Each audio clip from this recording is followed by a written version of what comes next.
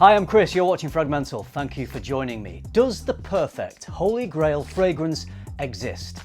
Yes. But there isn't one fragrance that is perfect for everyone. It is possible though for you to find a fragrance that is perfect for you, and then that could become your signature scent. In this video, I'm going to share some steps you can take to help you try to find that perfect scent. Also, stay tuned to the end and I'll let you know which I think is my Holy Grail scent. A signature scent is a fragrance you choose to wear more than any other fragrance, or it might be the only fragrance you choose to wear. This scent has to be one that you love, one that you can't get enough of. It has to perfectly resonate with who you are as a person, because ideally it's going to become part of your identity. So why have a signature scent? Because it becomes part of you. It becomes a scent that people associate with you. A smell that reminds your partner of you. A scent that your children one day, when they're all grown up, they remember. They can take great comfort and pleasure in all the memories that come flooding back once unlocked by this particular scent. That's something that I do think about quite often. I'm smelling so many fragrances and I'm wearing different fragrances every day to test for these videos. I don't really get a chance to wear a signature scent. There is one scent which I'm going to talk about at the end of this video, which is the closest I've come to my Holy Grail scent, to a signature scent. But it's quite important to me that when my kids are grown up, maybe I'm not here anymore, that there is a particular smell that they can connect with that will remind them of me. And I just think that's a powerful thing, because scent is one of the most powerful senses. And I've had the experience where you smell something, you haven't smelled it for a long time, and suddenly that one smell just brings all these memories rushing back. It's so powerful. Choosing a signature scent is not an exact science. There are so many variables to consider. It's a trial and error process, but it's a fun process that will result in you finding a fragrance that will really work for you. There are a lot of fragrances out there, so where do you start? The huge array of fragrances on offer can be overwhelming. All the marketing that comes from brands and sales associates can be confusing. My aim with this video is to help you navigate through all these distractions so you can make your choices with focus and with confidence. I'm going to break it down into two main sections: research and testing. My advice would be start this research part of the process by first thinking about what types of fragrance you like. Do you like fresh and citrusy? Do you like fruity, sweet, heavier and darker scents? If you've got absolutely no idea what type of fragrances you like, don't worry, because there are tools out there to help you make that decision. One of the best tools that I think you can use is a website called Fragrantica. Here's what to do. On fragrantica.com, go to the menu, navigate to awards, choose a year, probably the most recent one, in this case 2022, and this will bring up a list of awards categories like Best Perfume of 2022 or Best Perfume of all time. Bear in mind, these are user votes and certainly not definitive lists, but they can do a great job in giving you a very good idea of what's popular and what you might like to try. Take a look at some of these awards categories and maybe pick the top 10 out of 2 or 3 categories, and then look at the notes. Are they fresh? Are they sweet? Are they heavier?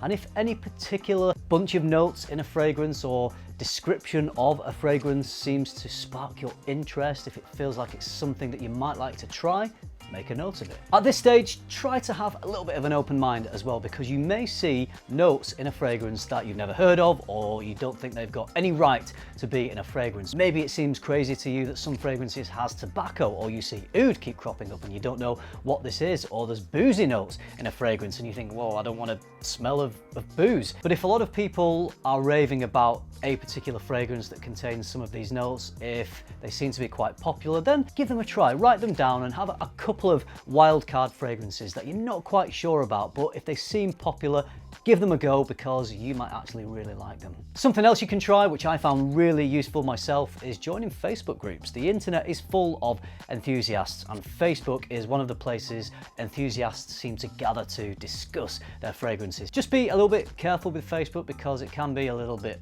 toxic at times, but you can mine it for some really good information. So choose some Facebook groups for fragrance, go into these groups, see what people are talking about, see what's trending, ask for some suggestions and recommendations. Once you've done all this research, once you've had a look at the types of fragrances that you might like, once you've been onto Fragrantica to see what's popular, to see what's in these top 10 lists, and maybe asked a few questions from people on Facebook or other places online, you have a list of 10 fragrances. You've got your list of 10 fragrances that you know you want to try. Now it's on to the testing phase. If you're serious about choosing your holy grail scent, your signature scent, it's really important to do this research, because if you blindly walk into a store, the choice of fragrances can be overwhelming. Sales associates, whilst they appear to be very helpful, and in many cases they are actually very helpful, but they can only represent one brand or a few brands. They may want to keep you in their brand section because they're more likely to make a sale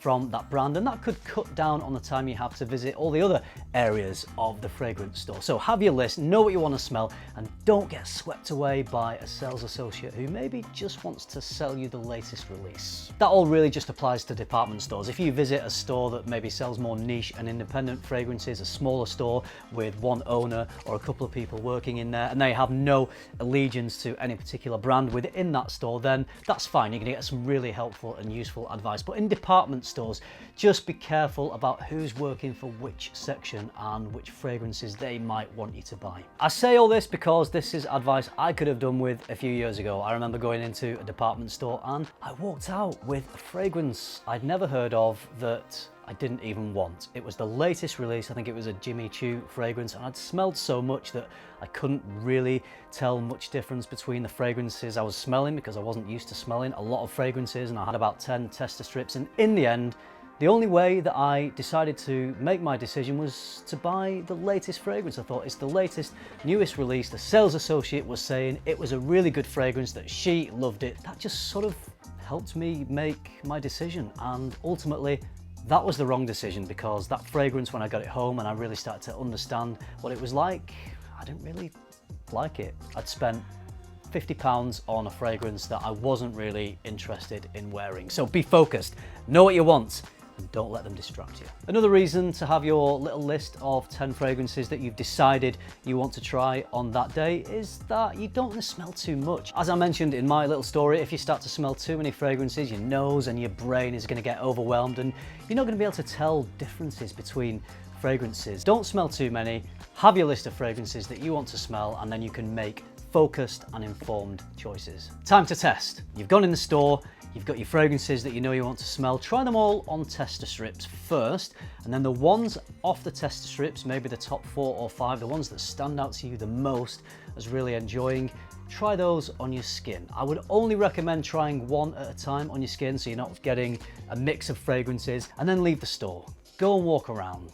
Go and see how the fragrance wears on you for half an hour to an hour. Go and grab a coffee, sit there and make a decision on that fragrance when you're not being watched by someone else. You're not feeling the pressure of someone looking at you, breathing down your neck, hoping you're going to buy a fragrance from them there and then. That's an awful situation to be in. I've been there, and you're not going to come away with the best fragrance for you, which is exactly what happened to me. I accept that if you're only wearing one fragrance on your skin at a time, you're going to be making several trips on several days to the store. But I think if you're choosing a fragrance that you might want to wear nearly every day, possibly for the rest of your life, this is quite an important decision. So if it takes a week to choose your fragrance, or a month or 2 months, then enjoy the process of doing it and give it time. Allow yourself to really make some good decisions about the fragrances that you like, about the notes that you like, or the notes that don't work for you. Don't rush the process. You don't have to go in there on day one and come out with a fragrance. If the store don't offer samples, or you can't get to a store, then you can buy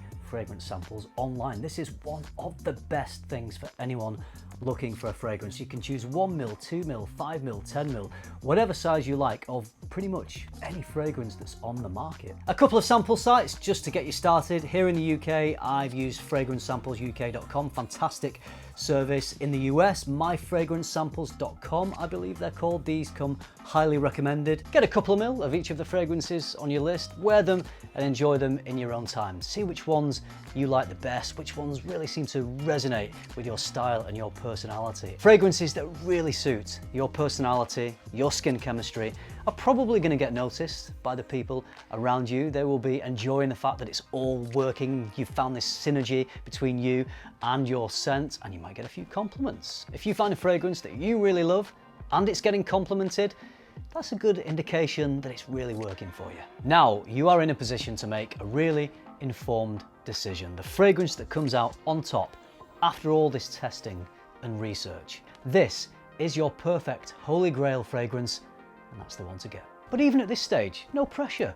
Just because you've chosen what you want to be a signature scent doesn't have to become your all-time signature scent. You might buy a bottle, live with it for a few months and think, well, you know what, after wearing this for a while, I think I'm going to have another go at finding a signature scent. But you might think it's the best fragrance you've ever worn. You might get loads of compliments, and if that's the case and you want to keep wearing it, then you just keep wearing that signature scent for as long as you want. Something to consider if you are choosing a signature scent that you want to wear day in, day out throughout the year. It should have pretty decent versatility, so not too light and fresh, not too dark and heavy, a scent that has the best of both worlds. A fragrance that I think does this for me has that mixture of light and fresh, a little bit of dark. It suits me for all situations, for all occasions. I can wear it any time of year. I feel great when I'm wearing this fragrance. I mentioned the word synergy. I feel like I've really got that with this scent. I feel like it really suits me. I feel like it really suits my personality. I've had lots of people tell me they really enjoy smelling this fragrance on me. You may know this if you've seen any recent videos of mine. I've really been talking a lot about this scent from Amouage. It's Reflection 45. It kind of sucks for me that this isn't the cheapest fragrance out there. At full retail, this is £390 for 100 ml. I'm using it pretty quickly because I enjoy wearing it so much. Now, I mentioned that I don't really have a signature scent because I'm wearing different things all the time. This is the fragrance more than any other that I keep coming back to. This is the one that I feel comfortable wearing, the one that I feel like I smell great and that other people think I smell great. It's interesting, it's not too complex that it's a divisive fragrance, it's got a real depth to it. There's a earthy quality that I really love. It's got the sweet powderiness, and actually it's not exactly the same, but there are similarities to the only other fragrance in my life that has been a signature scent. This is the fragrance that truly was a signature scent for me for 10 years plus, and that is Le Mal. I started wearing that when it was fairly new, so I think I started wearing it around sort of 97,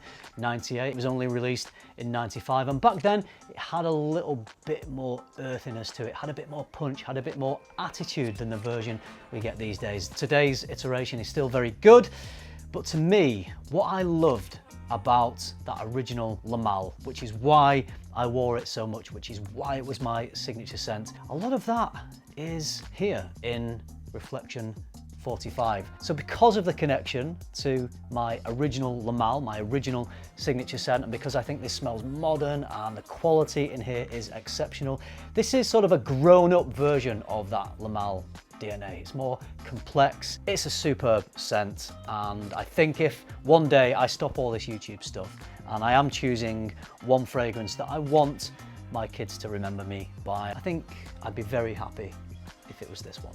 Do you have a signature scent? I know a lot of people watching this video wear lots of different fragrances all the time. Are you like me, where you're trying different things day in, day out, that you find it difficult to have a signature scent? Or do you have one? Do you have one that you keep coming back to more than the others? Let me know what your signature scent is if you have one. And if you've got any tips and tricks for choosing a signature scent, I would love to know. The people watching this video who are searching for a signature scent would love to know if there's anything that I haven't mentioned in this video. So drop those in the comments down below. If you found this video useful, if you liked it, you know what to do. Give it a like. Subscribe if you haven't already, and if you do all that, I'll see you in the next one. Thanks for watching. Bye.